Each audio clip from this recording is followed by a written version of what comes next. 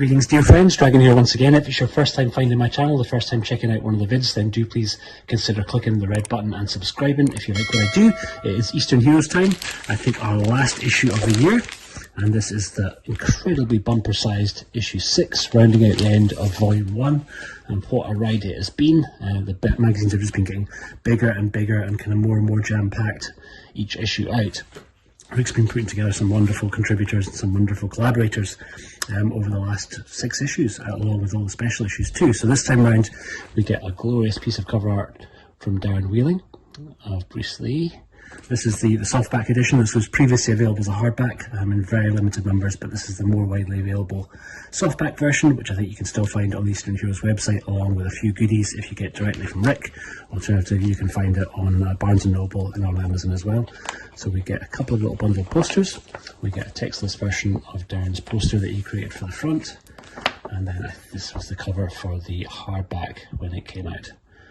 Both pretty glorious. We get a couple of little repro photos too, Bruce Lee centric ones, which are pretty nice to see.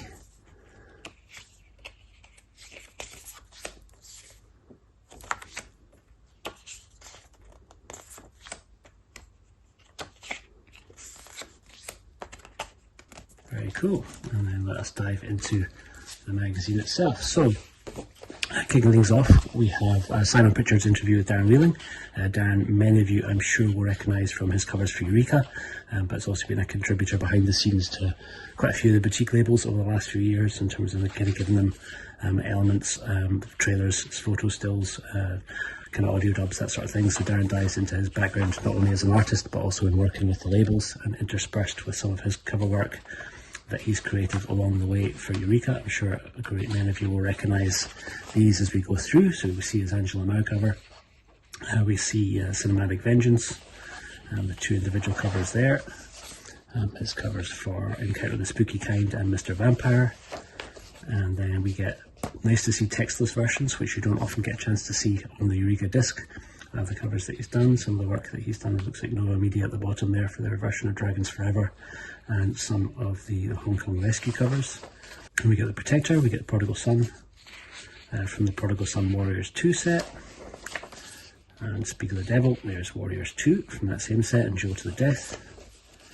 We get Dreadnought, the Lucky Stars collection, and then we go into a full-size gallery, or full-page gallery of more of Darren's artwork. So we get the Odd Couple here, the Shaolin Plot and Knockabout, Millionaire's Express and Skinny Tiger Fatty Dragon, the alternate artwork from the booklet of Skinny Tiger Fatty Dragon, and Zoo Warriors up from the Magic Mountain.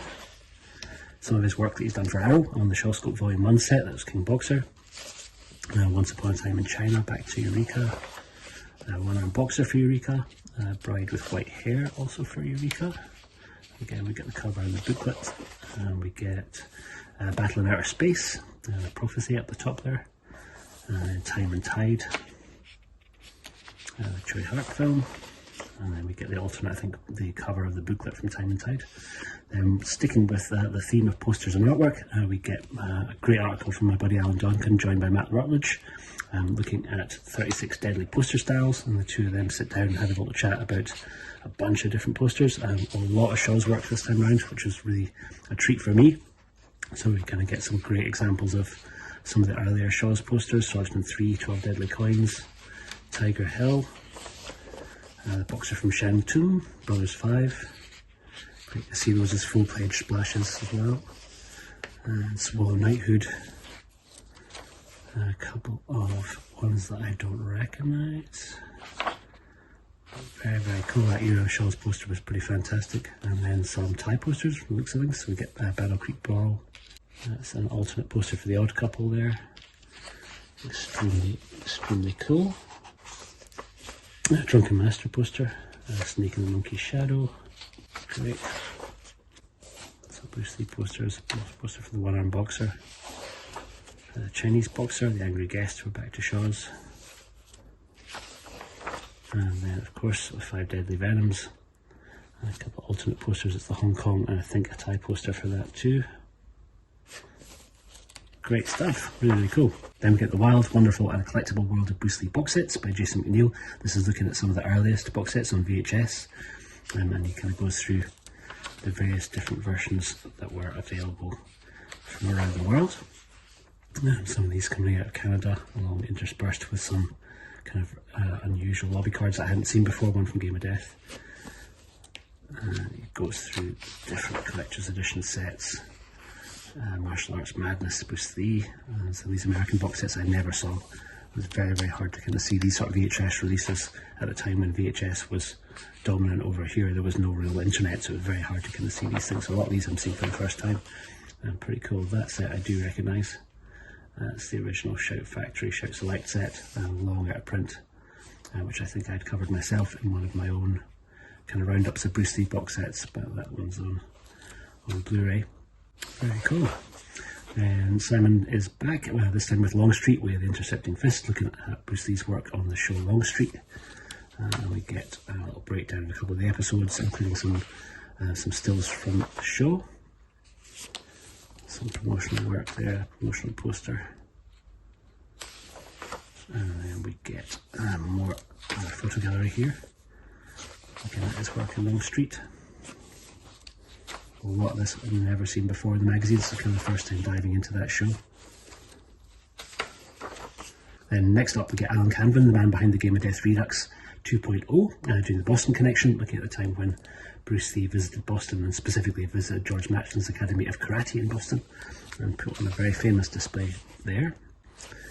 Speaks about that, with some incredibly rare shots from that period and some shots from the Green Hornet, which he was working on at the same time. Then Mike Nisbet jumps into the history of the Bruce Lee column, so looking at some of the different columns that existed in a few different magazines. I think specifically a Martial Arts Illustrated magazine. All the columns reproduced here, which is kind of really cool to see. Quite a few of these written by Linda Lee.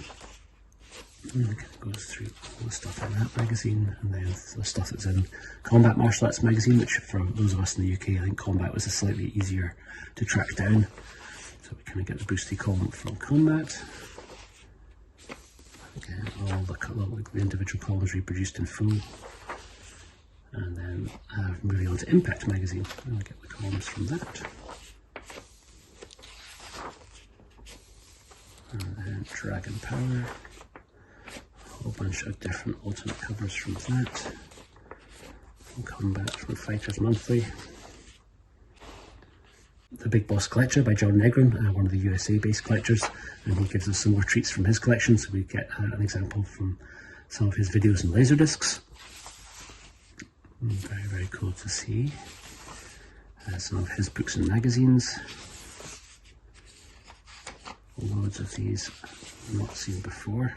Every time I think I've seen pretty much every kind of Bruce Lee collectible that is out there, I'm amazed that there is an endless trove of stuff that I've never ever seen before. And that's certainly the case here. Loads of these I haven't seen in any of the previous Bruce Lee specials.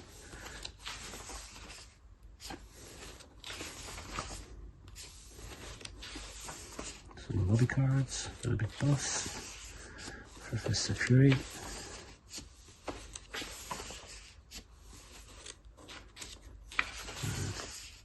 Newspaper clippings, posters, pictures and press books, some full-size posters, and models and figures. And we get an Into the Dragon photo gallery, so that's kind of breaking down Bruce's confrontation with Han. The part of the movie that they've yet to explore in the magazine.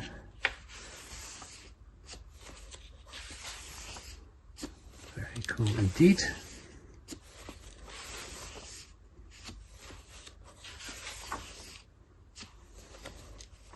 And we jump back to another collector, to Thomas Gross, and we get bits and pieces from Thomas's collection. So we get lobby cards from Fist of Fury, from the Chinese connection.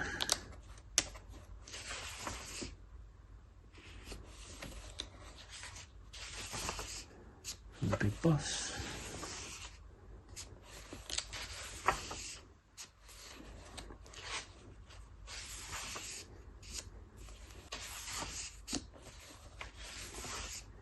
And some old rare VHS at 8mm. Crazy to see the 8mm. I used to have an 8mm projector, but not for a long, long time. I certainly never had any Bruce Lee stuff on 8mm. It was just for stuff I had shot myself on an 8mm camera. But pretty cool seeing these. And a bunch of different alternative posters.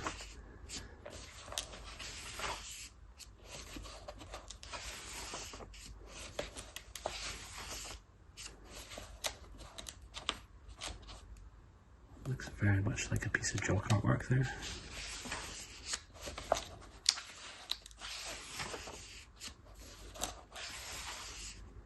Some press books, flyers and photos.